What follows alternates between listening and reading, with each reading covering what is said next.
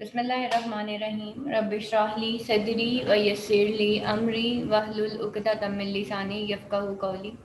अच्छा जी, कल हमने पढ़ा कि जो हाइपीरियन है वो अब अपनी जो है मतलब उसको अब झुकने की तो आदत नहीं है, लेकिन वो अब टेलस से किस तरफ आ रहा है, सीलस की तरफ आ रहा है, क्योंकि हाइपीरियन किसका बेटा है।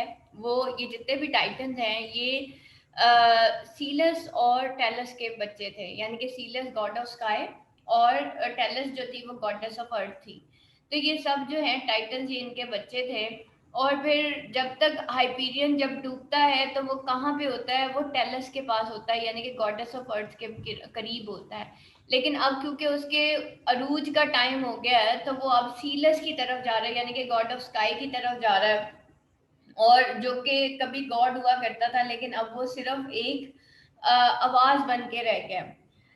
अब जब ये जो है हाइपीरियन जो है वो थक हार के वो कोशिश तो करता है कि वो दोबारा से उठे, लेकिन वो उठ नहीं पाता। तो आसमान से एक आवाज आती है जो कि सीलस की होती है। सीलस एक्चुअली यूरेनस है, गॉड ऑफ स्काई है, फादर ऑफ हाइपीरियन और ऑल टाइटन्स है, जिसकी वो अब आवाज उसको आती है। और सीलस उसको कहता है कि देखो हाइपीरियन, तुम जो हो इस तरीके से शिकस्त नहीं मानो, यानी कि वो उसको एनकरेज करता है कि तुम मत हार मानो और तुम जो हो इस तरीके से मतलब गिर नहीं सकते, तुम्हें जो है अपना तीर कमान दोबारा से उठाना है। तो सीलस की आवाज के बाद, उसकी कमांड के बाद ही जो है हाइपीरियन जो है वो अपनी दोबारा से उसके अंदर एक एनकरेजमेंट आती है। तो अब ये जो लाइन 309 से लेके लाइन नंबर 348 है, ये सीलस है जो कि एड्रेस करेगा हाइपीरियन से जस्ट टू एनकरेज हिमसेल्फ, कि वो जो है अब हार ना माने और वो जो है एक दोबारा से उठे और अपने तीर कमान को संभाले। और क्योंकि वो तो एक गॉड है, ठीक है, और वो उसको कहता है कि देखो तुम आज गॉड की तरह बिहेव नहीं करे, तुम तो इंसानों की तरह बिहेव कर रहे हो जो कि जरा जरा सी बातों पे डर जाते हैं। तो वो उसको बताता है कि देखो तुम जो हो कर सकते हो, तो तुम्हें अब रेडी रहना है, क्योंकि हमने देखा कि सूरज के तुलू होने का वक्त तो आ गया है, लेकिन सूरज जो है हाइपीरियन जो है जो गॉड सन है वो अभी भी जो है एक ग्लूमी मूड में है और वो जो है उठने को तैयार नहीं है, वो जो है उसके अरूज होने को तैयार नहीं है, वो तुलू होने को तैयार नहीं है। तो अब गॉड ऑफ स्काई उसको हुक्म देता है या उसकी आवाज आती है कि देखो अब तुम तैयारी करो और तुम अपने तीर कमान संभालो, और जो तुम्हारी कमांड है, जो एक गॉड का काम है, तुम वो करो। तुम वो मत करो जो कि इंसानों की तरह तुम करने जा रहे हो। ठीक है, तो ये सारी चीजें वो यहाँ पे बताएगा। अब यहाँ पे देखें कि आवाज आती है, thus whispered low and solemn in his ear. किसकी आवाज आती है? गॉड ऑफ स्काई की, यूरेनस की आवाज आती है, सीलस की आवाज आती है। सेड टू हाइपीरियन, जो कि हाइपीरियन से बात करता है। अब इससे पहले क्या है कि Hyperion was worried about superstitions and omens, ठीक है, वो बहुत ज्यादा वरिड था about the superstitions and omens, और उसने अपनी तरफ से तो पूरा उसने मतलब mentally he is prepared for the defeat, जो कि उसको अब न्यू गॉड के हाथ होनी है।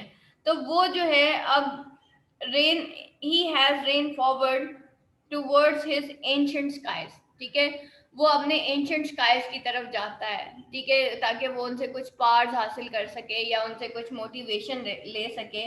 तो इसके अंदर जो है फिर फाइनली जब वो बिल्कुल ही ग्लूमी मूड में होता है तो फिर यूरेनस की आवाज आती है या सीलस की आवाज आती है। अब वो सीलस उसको क्या कहते हैं, thus whispered low and solemn in his ear, Uranus या सीलस सेड टू हाइपीरियन, और उसको विस्पर करता है, whispered low and solemn in his ear, उसके कानों में वो सीलस जो है वो विस्पर करता है। वो कहता है, O brightest of my children dear earth born, वो कहता है O brightest of my children, वो O my blessed children, O my children born of union of the earth and the heaven. Earth born basically ये क्योंकि बच्चा है किसका, अर्थ और हेवन का, स्काई का और अर्थ का, यानी कि ये सीलस और टैलस का बच्चा है। सीलस गॉड ऑफ हेवन और टेलस गॉडेस ऑफ अर्थ, ठीक है। तो वो कहता है देखो तुम अर्थ बॉर्न हो एंड स्काई एनजेंडर्ड, और तुम स्काई एनजेंडर्ड यानी कि स्काई के बच्चे हो, ठीक है, अर्थ बॉर्न हो यानी कि टेलस के बेटे हो, और स्काई एनजेंडर्ड हो यानी कि सीलस के बच्चे हो। तुम तो सन ऑफ मिस्ट्रीज हो, तुम तो यहाँ पे सन ऑफ मिस्ट्रीज उसको क्यों कहा जा रहा है? यहाँ पे सॉन, SON, ग्रीक माइथोलॉजी में या ओल्ड इंग्लिश में सन को सॉन भी कहा जाता है। ठीक है, वो कहता है कि तुम, और यहाँ पे वैसे बेटे के उस पे भी आ रहा है, लेकिन यहाँ पे सन ऑफ मिस्ट्रीज उसको क्यों कहा जा रहा है? वो कह रहे तुम तो सोर्स ऑफ लाइट हो, लाइफ हो, म्यूजिक, पोइट्री हो, नॉलेज हो, आर्ट्स हो, all unrevealed even to parts, हर वो चीज हो जो कि अनरिवील्ड है टू द पार्ट्स, यानी कि तुम सन ऑफ मिस्ट्रीज हो जो कि अनरिवील्ड है to the parts which at thy creating. ठीक है, जो कि तुम्हारी क्रिएशन में वो अनरिवील्ड पार्ट्स जो हैं वो तुम्हारी क्रिएशन में लगी हुई थी, at whose joys and palpitation sweet and pleasures of, जिनकी जॉयज और जो कि तुम्हारी जॉयज मतलब हुज जॉयज, वो तुम्हारी जो क्रिएशन में जो है वो तमाम पार्ट्स लगी थी, जिनके जॉय और पैल्पिटेशन और स्वीट प्लेजर सॉफ्ट जो है वो सब ये तुम्हारी पार्ट्स में लगी थी, यानी कि तुम्हारी क्रिएशन में ये सब चीजें जो है वो लगी थी। आई सीलस, मैं सीलस यानी कि मैं तुम्हारा बाप, बहुत हैरान हूँ, wonder how thy came and whence, कि तुम इस सिचुएशन में कैसे आ गए, and whence and at the fruit there of what shape thy be, कि तुम इतने खूबसूरत हो, तुम्हारी अपनी एक फॉर्म है, तुम्हारी अपनी एक मतलब शक्ल है, तो and at fruit there of what shape thy be. और वो कहता है फ्रूट्स यहाँ पे बच्चों को, औलाद को कहा जाता है, और वो कहता है कि हर बच्चे की जो शेप होती है वो डिफरेंट होती है, दे भी, यानी कि हर बच्चा अपनी एक डिफरेंट शेप लेके आता है जो कि डिस्टिंक्ट होता है और विजिबल होता है, और वो सिंबल्स डिवाइन अपने लेके आता है, यानी कि हर बच्चा जो है अपनी शेप में, हर चीज में, अपनी जो है क्रिएशन में, हर बच्चा जो है वो डिफरेंट होता है, और वो अपने सिंबल डिवाइन यानी कि अपने सिंबल से पहचाना जाता है। तो तुम तो सन ऑफ मिस्ट्रीज हो, तो तुम अपने जो है लाइट से, ब्राइटनेस से, अपने म्यूजिक, पोइट्री, नॉलेज, आर्ट और इन सारी चीजों से जो कि तुम्हारी क्रिएशन में लगी हुई थी, तुम उन जॉयज से, यानी कि तुम गॉड ऑफ जॉयज हो, तुम गॉड ऑफ प्लेजर सॉफ्ट हो, तो तुम तो इसके गॉड हो, तो तुम तो उससे पहचाने जाते हो। तो अभी तुम बिल्कुल ऑपोजिट रिएक्ट कर रहे हो, यानी कि जो चीजें तुम्हारी क्रिएशन में लगी हुई हैं तुम उनके ऑपोजिट रिएक्ट कर रहे हो। Manifestations of that beautiful ब्यूटियस life, तुम तो मैनिफेस्टेशन हो उस ब्यूटीफुल ब्यूटियस लाइफ के, diffused unseen through eternal space, जो कि वो ब्यूटियस लाइफ जो कि डिफ्यूज्ड अनसीन है, यानी कि एटर्नल स्पेस में जो से जो नजर आती कोई नहीं है, तुम तो उस ब्यूटियस लाइफ की मैनिफेस्टेशन हो। Of the news form art the O brightest child, वो कहते तुम तो एक न्यू फॉर्म ऑफ आर्ट हो, तुम तो ब्राइटेस्ट चाइल्ड हो। अब यहाँ पे देखें सन ऑफ मिस्ट्रीज, यानी कि उसको यहाँ पे डिस्क्राइब किया जा रहा है as a source of light, source of life, source of joy, source of unlimited powers, unlimited discoveries, unlimited joys. तो वो कहता है ये सारी चीजें तुम्हारी क्रिएशन में लगी हैं, O these thy brother and goddess, और वो कहता है और ये तुम्हारे बाकी जो टाइटन्स हैं जो कि डिफीटेड है, जो कि तुम्हारे ब्रदर और गॉडेसेस हैं, there is a sad feud among ye and rebellion of son against his side.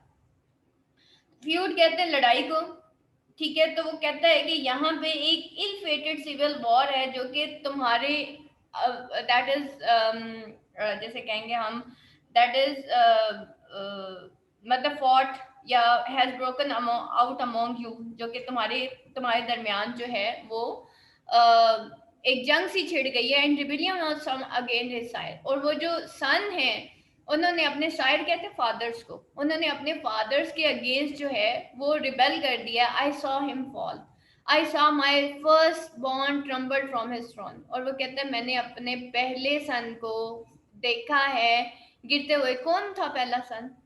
तो सॉरी, पहला उसका बेटा कौन था? हाँ जी, यूरेनस का पहला बेटा कौन था, या सीलस का पहला बेटा? टाइटन्स का फादर कौन है? क्लास, टाइटन्स का फादर कौन है? माइक ऑन कीजिए। हाँ जी, किसको डिफीट हुई है भाई, जल्दी से बताएं। अरमेश, मुनीबा, रिमशा, कौन हारा है? आई सॉ हिम फॉल, किसको इसने फॉल होते देख लिया?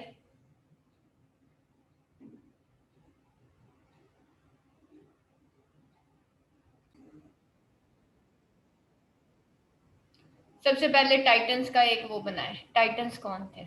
ठीक है, टाइटन्स में सबसे पहले यूरेनस है, ठीक है, जिसको हम सीलस भी कहते हैं। ठीक है, सीलस का बेटा है सैटर्न, और सैटर्न का बेटा है हाइपीरियन। ठीक, अब ये जो टाइटन्स हैं ये ओल्ड गॉड्स हैं और ओलंपियन न्यू गॉड्स हैं। ठीक है, आप ऐसे समझ लें, एक ओल्ड जनरेशन है और एक न्यू जनरेशन है। ठीक है, जो जुपिटर है, जो सन है, he is one of the son of Saturn. ठीक है, सैटर्न के ही एक बेटे ने उसके खिलाफ बगावत कर दी जिसका नाम था जुपिटर। ठीक है, Jupiter along with Neptune and Apollo and other gods. ठीक है, ये बगावत कर देता है, ये रिबिलियन रिबिलियन बेटा था, रिबिलियस सन था किसका? यूरेनस का। ठीक है, और ये इसके खिलाफ बगावत कर देता है। और ओलंपियंस कौन होते हैं? जो जुपिटर की जो फौज है ना, उसको ओलंपियन कहा जाता है। ठीक है, अब क्या है कि ये जो जंग है ये कोई 10 साल चलती है, और उसके बाद जो है टाइटन्स का फॉल हो जाता है, यानी कि सैटर्न जो है वो हार जाता है। ठीक है, तो जुपिटर किसका बेटा है? वो सैटर्न का ही बेटा है। हाइपीरियन भी सैटर्न का ही बेटा है, लेकिन हाइपीरियन जो है वो टाइटन्स में से है, यानी कि अपने बाप के साथ खड़ा है। जुपिटर जो है वो रिबिलियस सन है, किसका? सैटर्न का। ठीक हो गया। और सीलस जो है उसकी डेथ हो चुकी है, वो जो गॉड ऑफ स्काई है उसकी डेथ हो चुकी है। ये जितने भी टाइटन्स हैं या ओलंपियंस हैं, जितने भी हैं, असल में ये जद्दी पुश्ती एक ही किसके बच्चे हैं? ये सीलस और टैलस के बच्चे हैं। ठीक है, तो जनरेशन कहाँ से प्रोड्यूस हुई थी? सीलस और टैलस से प्रोड्यूस हुई थी। सीलस गॉड ऑफ यूनिवर्स और टैलस गॉड ऑफ अर्थ। ठीक है, तो ये दोनों के ये बच्चे थे जिनको हम टाइटन्स कहते हैं, जो कि स्टार्ट हुआ सैटर्न से। सैटर्न से एक नस्ल चली। सैटर्न से कौन बच्चा पैदा हुआ? हाइपीरियन, जुपिटर, और इसी के साथ साथ जो बाकी रिबिलियस एंजल्स थे, नेपच्यून, अपोलो। और ओलंपियंस में नेपच्यून है और अपोलो है। ठीक है, अब क्या होता है कि सारे टाइटन्स का फॉल हो चुका है सिवाय हाइपीरियन के, जो कि अपने थ्रोन पे बैठा है। Hyperion is basically the god of sun. ठीक है, वो जो है अब उसको वो कह रहा है, सीलस जो है उसको कह रहा है कि देखो तुम, मतलब तुम्हारी तो क्रिएशन ही इतनी खूबसूरत है, तुम तो सन ऑफ ब्राइटनेस हो। ठीक है, ओ ब्राइटेस्ट चाइल्ड, तुम तो ब्राइटेस्ट चाइल्ड हो मेरे, तो फिर तुमने कैसे हार मान ली? ठीक है, तुम क्यों अनगॉडली बिहेव कर रहे हो? तो वो उसको कह रहा है कि देखो तुम हार नहीं मानो और तुम अपने तीर कमान संभालो। ठीक है, तो वो उसको कह रहा है कि देखो तुम उन ओमन से, जो कि तुम उन सुपरस्टिशियस बिलीफ से या ओमन से या प्रोफेसीज से जो डर रहे हो, तुम मत डरो, तुम गॉड लाइक बिहेव करो, तुम फाइट बैक करो, तुम अपने आप को जो है डिफेंड करो। That is the basically God like. बेशक उसके बाद हार होती है, जीत होती है, लेकिन तुम एटलीस्ट गॉड लाइक तो बिहेव करो ना। तो वो उसको सीलस की आवाज आती है आसमान से, क्योंकि सीलस तो अब he is no more god now, but उसकी एक आवाज आती है आसमान से। ठीक है, जब इसके तुलू होने का वक्त होता है। तो अब वो यहाँ पे क्या कहता है? O thy brother and goddess, there is sad feud among thee, कि तुम लोगों के आपस में जंगें शुरू हो गई हैं, यानी कि टाइटन्स और ओलंपियंस, हालांकि ये आपस में ही सिस्टर ब्रदर्स हैं, लेकिन ये आपस में लड़ पड़े हैं। ऑब्वियसली अब देखें ना, हाइपीरियन जो है वो जुपिटर, नेपच्यून, अपोलो, इनका भाई भी है, ब्रदर भी है। तो सारे गॉड्स एंड गॉडेसेस जो हैं आपस में लड़ चुके हैं, और सन अगेंस्ट हिज सायर। और जो सन है वो अपने ही फादर्स के खिलाफ लड़ पड़े हैं। आई सॉ हिम फॉल, मैंने जो है, वो कहता है मैंने देख लिया कि सैटर्न जो है वो उसका अब डाउनफॉल हो चुका है। I saw my first born tumbled from his throne, और सैटर्न जो है वो सीलस का पहला बेटा है। वो कहता है मेरा फर्स्ट बॉर्न जो है, यानी कि मेरा पहला बच्चा जो है, वो अपने थ्रोन से गिर चुका है। To me his arms were spread, to me his voice found way from the four thunders round his hand. और वो कहता है कि मैंने अपने कोलैप्स देख लिया अपने एंजल सन का, और उसके जो आर्म्स हैं वो फिक्स्ड हैं टुवर्ड्स मी। ठीक है, फाउंड हिम वे फॉर, तो वो कहता है टू, उसके जो आर्म्स है वो स्प्रेड है towards me. To me his voice found way from the fourth thunder out in hand, और मेरे लिए and that time his voice travel to my ear through the roaring noise of that thunderbolt. ठीक है, उन वो जो है उन थंडर बोल्ट जो है उसकी आवाज मेरे कानों तक आई है। पेल वॉक्स आए जो कि which were being heard at him by his own son. ठीक है, pale wox and in vapour hide my face. और उसके जो वेपर्स हैं यानी कि उसकी गूंज जो है, उसके जो वेपर्स हैं वो मेरे फेस पे यहाँ है, यानी कि नजर आ रही है। वो उसके जो है पेल वॉक्स आए और जिसने मुझे हिला के रख दिया है। And in vapours hide my face, और उसके वेपर्स जो वहां से उठे हैं, वो जो धूल उठी है उसने मेरे फेस को हाइड कर दिया। आर्ट दाउ टू नियर सच डूम। तो वो अब उसको कहता है, ओ माय सन। अच्छा, उसके अपने ही सन यानी कि जब ने उसको गिरा दिया है। And pale wax art thou to near doom. और वो कहता है, are you also going to meet this fate? क्या तुम भी इसी तरह की फेट तक जो है, तुम्हारी भी डूम जो है यही है? वेक फियर देयर इज। वो कहता है ऐसा ही एक फियर है जो कि देखा जा रहा है। For I have seen my sons most unlike gods. क्योंकि मैंने अपने सन्स को कैसे देखा है? अनलाइक गॉड्स, यानी कि इन्होंने फाइट किया ही नहीं, अनलाइक गॉड्स इन्होंने बिहेव किया है। डिवाइन ये वर क्रिएटेड, हालांकि वो बहुत ही डिवाइनली इनको क्रिएट किया गया था। और divine in sad डोमिनियर Solomon undisturbed. और वो जो है वो कहता है कि ये जो फियर्स हैं वो मेरे हार्ट को हॉन्ट कर रहे हैं, क्योंकि मैंने अपने सन्स को बिल्कुल बिहेव अनगॉडली बिहेव करते देखा है। और हालांकि उनको तो डिवाइनली क्रिएट किया है, बट नाउ वो कहता है आई बिहोल्ड इन यू फियर। लेकिन वो कहता है कि इन सैड सोलोमन उनको मैंने अनलाइक गॉड्स की तरह जो है बिहेव करते देखा है। उनको मैंने सैड डेमिन्योर में देखा है, सोलम देखा है, और अनडिस्टर्ब्ड, यानी कि गॉड्स जो होते हैं वो बजाय इसके कि वो सैड डेमिन्योर में हो, गॉड्स तो सोलम और अनडिस्टर्ब्ड पोजीशन में बिहेव करते हैं। इस तरह तो अनरफल्ड होते हैं लाइक हाई गॉड्स। ठीक है, ये तो वो मेरे गॉड्स थे, ये तो वो मतलब मेरे बच्चे थे जो कि सैड डेमिन्योर में भी सोलम और अनडिस्टर्ब बिहेव किया करते थे। वो अनरफल्ड थे, उनको कोई हिला नहीं सकता था। वो तो हाई गॉड्स की तरह बिहेव करते थे। उन्होंने तो इस तरीके से जिया है और इस तरीके से रूल किया है। वो कह रहा अब मुझे ये now I behold in you fear. अब मुझे ये सारे फियर्स तुम्हारे अंदर नजर आ रहे हैं। होप एंड रैथ, तुम्हारे अंदर मुझे होप और रैथ दोनों नजर आ रहे हैं। Actions of rage and passions नजर आ रहे हैं। Even as I see them on mortal world winner, हालांकि ये तो सारी चीजें मैं मोर्टल वर्ल्ड में देखता हूँ, तुम तो वहाँ गॉडली बिहेव नहीं कर रहे। In man who die, man जो कि मर जाते हैं, this is a grief O son. ठीक है, इंसान तो मर जाते हैं, मोर्टल वर्ल्ड तो खत्म हो जाते हैं, यही तो सबसे बड़ा ग्रीफ है ओसान। यानी कि वो बता रहा है कि देखो अरूज को जवाल है। Sad sign of ruin sudden dismay and fall. वो कह रहा है कि सैड साइन ऑफ रूइन यानी कि अचानक से डिस्ट्रक्टिव साइंस हैं जो कि नजर आ रहे हैं, वो अचानक से डिसमे कर देंगे और सब कुछ फॉल हो जाएगा। Yet do thou strive and thou art capable. लेकिन तुम्हें स्ट्राइव करना है, तुम्हें जो है फाइट बैक करना है, और तुम्हारा आर्ट इस काबिल है कि तुम फाइट कर सकते हो। And thou canst move about an evident god. और वो कहते हैं क्या तुम ऐसे मूव नहीं करोगे जैसे एक एविडेंट गॉड होता है? तो तुम्हें तो मूव करना चाहिए। And canst oppose to each malignant और तुम क्या नहीं उन मैलिग्नेंट ऑर्स को, वो डिप्रेसिव ऑर्स जो हैं, जो एनवियस ऑर्स हैं, बैड ऑर्स हैं, क्या उन तुम मतलब उसको बता रहे देखो तुम हार नहीं मानो, और तुम जो हो कोशिश करो। और तुम क्या तुम्हें मतलब इस तरीके से तुम्हें अब छुपने की जरूरत नहीं है उन मैलिग्नेंट ऑर्स से। और तुम्हें जो है अपोज करना है अब उन ऑर्स को। Ethereal presence I am but a voice. और वो कहता है वो जो मैलिग्नेंट ऑर्स हैं जो कि नीचे ऑन हर्थ हैं, और वो मैन के लिए होते हैं जो कि डाई कर जाते हैं, लेकिन तुम तो एक क्या कहते हैं इंसान हो, तो तुम इस तरह से क्यों जो है वो जी रहे हो? तो वो कहता है कि ये तमाम वो जो ग्रीव है, ओ हाइपीरियन माय सन, ये जो है क्या है? साइंस ऑफ रूइन है। ठीक है, यही साइन ऑफ फॉल है, यही साइन ऑफ डिस्ट्रक्शन है।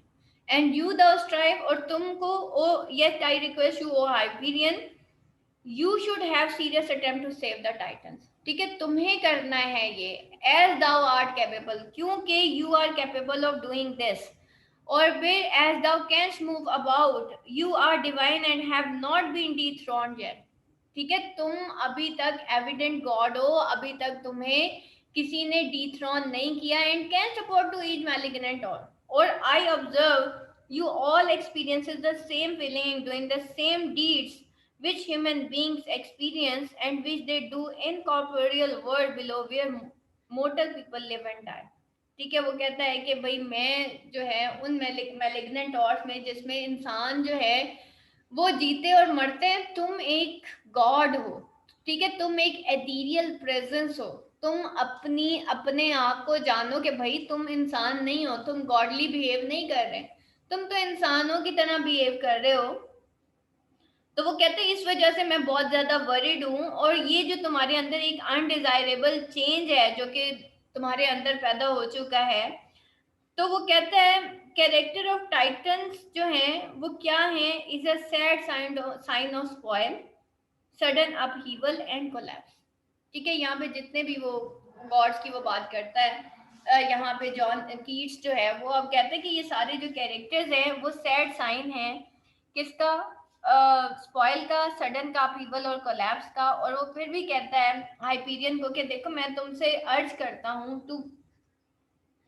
to make an audience effort to save the titan since you are capable and good at your job।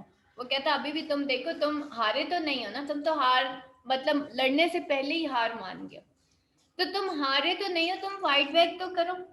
तो वो कहता है अभी भी तुम मूव कर सकते हो, you are still godly, you have not been dethroned or rendered incapable, you can be in opposition to every unfriendly occasion which you heavenly presence। ठीक है, तुम अपोज कर सकते हो इन मैलिग्नेंट ऑर्स को, इन अनफ्रेंडली ओकेजन्स को, इन बैड ओमेंस को, with your heavenly presence, ethereal presence के साथ। ठीक है, तो वो कहता है ये सब तुम कर सकते हो, मैं नहीं कर सकता, क्योंकि I am but a voice, मतलब मैं खत्म हो चुका हूँ, मैं तो बस अब एक आवाज हूँ, इससे ज्यादा मैं कुछ भी नहीं हूँ। तो मैं अब just surely I can speak but I am only a voice, मतलब मैं सिर्फ इतना कर सकता हूँ कि मैं सिर्फ बात कर सकता हूँ, लेकिन मैं मतलब I am just a voice. और फिर वो अब अपना बता रहा है कि वो खुद क्या है। अब हाइपीरियन को कंपेयर किया जा रहा है किसके साथ, हाइपीरियन की जो एक साख है या उसकी जो क्रिएशन है उसको कंपेयर किया जा रहा है, या हाइपीरियन की पार्ट्स को कंपेयर किया जा रहा है सीलस के साथ। सीलस कहता है देखो ये सारी पार्ट्स तुम्हारे पास है, मेरे पास नहीं है, मैं तो बस अब एक आवाज बन के रह गया हूँ, मैं तो बस एक हवा बन के रह गया हूँ, मैं तो बस एक टाइड बन के रह गया हूँ फॉर द टाइम बीइंग, जो कि चलती है। ठीक है, तो ये वो ओल्ड गॉड है जो कि बात करता है, वो कहता है my life is but life of winds and tides. तो मेरी लाइफ क्या है, वो बस एक लाइफ है जो कि वाइंड्स ऑफ एयर है या टाइड्स ऑफ सी बन के रह गई है, मतलब मेरी बस आवाज ही है जो कि शायद तुम्हें हवाओं में सुनाई देगी या टाइड्स में सुनाई देगी। No more than winds and tide can I avail. और वो कहता है कि आई हैव नो विल और इंडिविजुअलिटी ऑफ माई ओन। ठीक है, मेरी कोई ऐसी इंडिविजुअलिटी नहीं है जो कि जैसे कि तुम कर सकते हो, बट दाउ कैंस्ट, लेकिन तुम तो कर सकते हो, but thou you can, but thou therefore in vain of circumstances ye seize the arrows।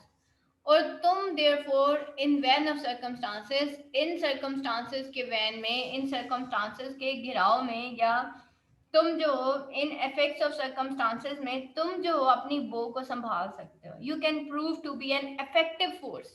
ठीक है, where yet seize the arrows barb before the tense staring murmur। इस मुश्किल वक्त में तुम जो हो अपनी बो और तीर कमान को संभाल सकते हो, मैं नहीं कर सकता। तो वो उसको बताता है देखो भैया अब ये तुम नहीं करना है, ठीक है, तुम जो है अपनी सर्विस दे सकते हो, मेरी तो कोई इंडिविजुअलिटी नहीं है लेकिन तुम्हारी है। ठीक है, you and today other children no more service then can it be done by you therefore in forefront of the events, ठीक है, फोरफ्रंट ऑफ इवेंट्स में तुम ये सब कुछ बता सकते हो। तो वो before the tenth stirring murmur to the earth for there the wild with Saturn and his was, और वो कहता है कि तुम जो हो सीज द एरोस बाब, सॉरी ये रह गया of sequence, get seize the, तुम जो है वो यानी कि तुम इस yes leave and catch hold of the sharp point of the arrow, ठीक है, before the taunt steering of the bow that protest against your action, ठीक है, तुम उस murmur steering के against जो अपनी arrows जो है उसको पकड़ सकते हो, to the earth for there thou will with find Saturn, और वो कहते हैं जाओ अब अर्थ की तरफ जाओ, ठीक है, और जाओ जाके देखो सैटर्न को, for there the will find Saturn and his walls, जाओ जाके देखो अर्थ की तरफ के तुम्हें शायद वहां पे सैटर्न मिले और उसकी मॉर्निंग यानी कि उसके वोज, उसकी सैडनेस, ये सारी चीजें, because go down to the earth because there you will find Saturn and will witness his mourning, ठीक है, मॉर्निंग यानी कि मॉर्निंग मातम को तुम उसको देखोगे, MOUR मॉर्निंग वाली के, mean time I will keep watch on thy bright sun, और वो कहता है तुम जाओ अर्थ की तरफ जाओ, सैटर्न को संभालो, तब तक मैं तुम्हारे ब्राइट सन की जो है हिफाजत करता हूँ, end of the season be careful nurse, और तुम्हारे जो सीजन हैं उनकी मैं निगहदाश्त करता हूँ या उनकी मैं हिफाजत करता हूँ, तो मतलब मैं तुम्हारा जो work of regulating the day and night and the seasons जो हैं, अगर इससे कुछ कंसर्न है तो वो तुम्हारा काम मैं कर दूंगा, लेकिन तुम जाओ और जाके सैटर्न को संभालो और उसके दिल पे कोई हाथ शात रखो, ठीक है। तो यहाँ पे वो क्या कहता है, लाइन नंबर 349 से 357, ere half his region whisper had come down, Hyperion arose on the stars, lifted his curved leg. अब जैसे ही उसकी आवाज जो है आधी, ere half his region whisper had come down, यानी कि whisper किसकी, सीलस की जो विस्पर है, जैसे ही अभी आधी ही खत्म होती है, यानी कि उसकी विस्परिंग जो है या विस्पर्ड कम्युनिकेशन जो है, before half of his whispered communication from the divine region above had come into Hyperion's ear, यानी कि आज उसकी जो डिवाइन आवाज होती है सीलस की, वो हाइपीरियन के कानों तक पहुंचती ही है, यानी कि आधी उसको समझ आती है, तो हाइपीरियन उठता है, and on stars lifted his curved lid, और स्टार्स पे वो अपने कर्व्ड लिड्स जो है, वो कर्व्ड लिड्स यानी कि उसकी आंखें जो कि सूजी हुई थी जाग जाग के, और जो कि खौफ से जो है बिल्कुल ही कर्व्ड हो गई थी, फूल गई थी, तो वो जो है अपनी आंखों को, आईलिड्स को रेस करता है, अपने राउंडेड आईलिड्स को टुवर्ड्स द स्टार्स, ठीक है, स्टार्स की तरफ, and kept them wide until it sees, और फिर he kept his eyelid wide open until the divine whisper ended, ठीक है, until it sees, until वो जो divine whisper थी वो मतलब सीज हो जाती है, still he kept them wide, तब तक वो उनको खुला रखता है, and still they were the same bright, और वो उसी तरीके से ब्राइट होती हैं पेशेंट स्टार्स, ठीक है, और वो उनको वाइड ओपन ही रखता है, यहाँ तक कि he still saw the same bright star which shine forever uncomplainingly, patient stars हैं, फिर वो उन्हीं सेम स्टार्स को, ब्राइट स्टार को देखता है, पेशेंट स्टार जो अनक्लेमिंगली अभी भी ब्राइट ही हैं, यानी कि उसको एक होप, रे ऑफ होप नजर आती है कि अगर ये स्टार्स शाइन कर रहे हैं तो एक सन शाइन क्यों नहीं कर सकता, अगर ये स्टार्स जो हैं वो रात में भी शाइन कर रहे हैं तो एक सन शाइन क्यों नहीं कर सकता, then with a slow inclined of his broad chest, और फिर जो है फिर वो जो है then unhurriedly bending his broad chest like to a diver in pearly seas, somewhat he stooped over the airy stretch and flung without sound into the darkness, ठीक है, अब वो क्या करता, forward stoop over the airy shore, वो जो है अब वो इन पेयरली सीज से like to a diver in the, जैसे एक पेयरली सीज के डाइवर की तरह वो किस तरफ को जाता है, forward he stoop over the airy shore, airy शोर की तरफ से वो मतलब जो है जाता है, like a diver who plunged into the sea searching for the pearls, तो वो भी जो है वो डाइव कर जाता है एरी शोर में, ठीक है, and plunge all noiseless into the deep night, और वो जो है प्लंग कर जाता है without a sound into the darkness of the night. ठीक है, डीप नाइट में वो भी उसी तरीके से प्लंग कर जाता है जैसे एक डाइवर जो है वो एक सी में पर्ल फाइंड आउट करने जाता है। Same is the case with Hyperion, वो भी उस डार्कनेस में, क्योंकि सीरियस उसको कहता है देखो तुम जाओ सेटन में, और सेटन सेटन के पास जाओ। सेटन कहाँ पे बैठा है? वो एक ग्लूमी फॉरेस्ट में बैठा है जहाँ पे सारी नाइट है। तो वो उस नाइट में प्लंग कर जाता है उस हीरे को ढूंढने के लिए, उस पर्ल को ढूंढने के लिए, उस पर्ल की तलाश में, डीप नाइट। और फाइनली यहाँ पे आपका जो बुक 1 है वो एंड हो जाती है, और आपका ये जो टेक्स्ट है वो कंप्लीट हो गया है। और खुदा के वास्ते हाइपीरियन को पढ़ लें। ठीक है, चलिए जनाब, अब नेक्स्ट क्वेश्चन की तरफ चलते हैं। यहाँ तक किसी का कोई question, anything class? Hyperion is basically, now I am going to summarize whole book, book 1। ठीक है, सबसे पहले ये जो है कहानी है ओल्ड गॉड्स की और न्यू गॉड्स की। ग्रीक माइथोलॉजी के अंदर जो न्यू गॉड्स होते हैं वो ओल्ड गॉड्स को हरा देते हैं। That is the fight of the titans and Olympians, जो कि 10 साल चली और फाइनली टाइटन्स हार गए। टाइटन्स को जो किंग रूल कर रहा था उसका नाम सैटर्न था, और ओलंपियंस को जो किंग रूल कर रहा था वो जुपिटर था, यानी कि जब था गॉड ऑफ स्काई था। ये सब जो है किसके बच्चे थे? ये सीलस और टैलस के बच्चे थे। सीलस गॉड ऑफ स्काई को कहते हैं या यूनिवर्स को कहते हैं, और टैलस जो है वो गॉडेस ऑफ अर्थ को कहते हैं। ये सब के सब जो हैं गॉडेस ऑफ अर्थ के बच्चे थे और गॉड ऑफ यूनिवर्स के बच्चे थे, सीलस के बच्चे थे। लेकिन क्या हुआ कि इन सारों ने आपस में एक दूसरे के खिलाफ बगावत कर दी। तो फिर फाइनली दो पार्टीज बनी, एक का नाम टाइटन्स था जो कि ओल्ड गॉड्स थे, और एक जो थे ओलंपियंस थे जो कि न्यू गॉड्स थे, जो कि ओल्ड गॉड से ज्यादा अपनी स्किल्स में माहिर थे। स्टार्टिंग जब होती है लाइन नंबर 1 से, तो हम देखते हैं कि टाइटन्स जो है वो हार चुके हैं। सैटर्न जो है वो हार चुका है और वो जमीन पे बैठा है, और वो ऐसे बदहाल होके बैठा है कि शायद मतलब उसकी बहुत ही बुरे हालात हैं जो भी। तो फिर क्या होता है, तो फाइनली वहां पे थिया आती है। थिया is the wife of Hyperion. ठीक है, वो गॉडेस है, और वो आती है सेटन के पास, और उसको वो बड़ा मतलब एनकरेज करने की कोशिश करती है कि देखो तुम उठो और तुम अपनी रियाया को देखो, और तुम्हारे जो फॉलोअर्स हैं वो सारे गिरे पड़े हैं। तो 4 सीजन गुजर जाते हैं, थिया जो है वो रोती रहती है, लेकिन थिया के वर्ड्स कुछ ऐसे होते हैं जैसे सैटर्न के ऊपर वो असर ही नहीं किए।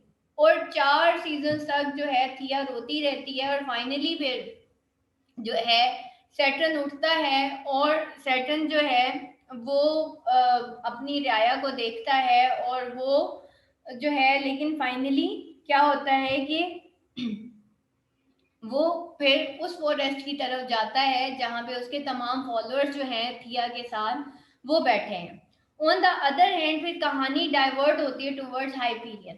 ठीक है, हाइपीरियन एक ऐसा गॉड है जो कि अभी तक डिफीटेड नहीं है, लेकिन क्या है कि उस तक कुछ प्रोफेसीज हैं, कुछ बैड ओमन्स हैं, लाइक उसके जो ऐसी स्पाइसेस जो कि उसको गुड टेस्ट देती थी वो बैड टेस्ट में तब्दील हो जाती हैं, और साउंड्स तब्दील हो जाती हैं। तो फिर हम देखते हैं कि हाइपीरियन का जो है वो बड़ा ही डिस्ट्रेसफुल कंडीशन में है। फिर हमने देखा कि उसका पैलेस कैसा था, उसके रास्ते कैसे थे, यानी कि वो क्योंकि एपिक थी तो एपिक के अंदर ये सारी चीजें होती हैं।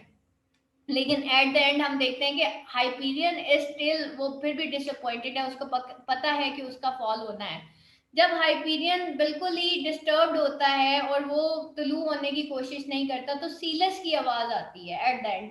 सीलस उसको कहता है देखो तुम अब उठो, तुम गॉड्स की तरह बिहेव करो, तुम अपने तीर कमान की, बाकी टाइटन्स हार गए, तुम तो नहीं हारे ना, तुम तो डिफेंड कर सकते हो। तो वो उसको कहता है कि तुम डिफेंड करो। और जैसे ही सीलस की आवाज गायब होती है, टाइटन उठता है, यानी कि हाइपीरियन उठता है, और वो अर्थ की तरफ दोबारा से सफर करता है जहाँ पे सेट्रन है। ठीक, तो ये सारा जो है टोटल हमने हाइपीरियन के बारे में पढ़ा। यहाँ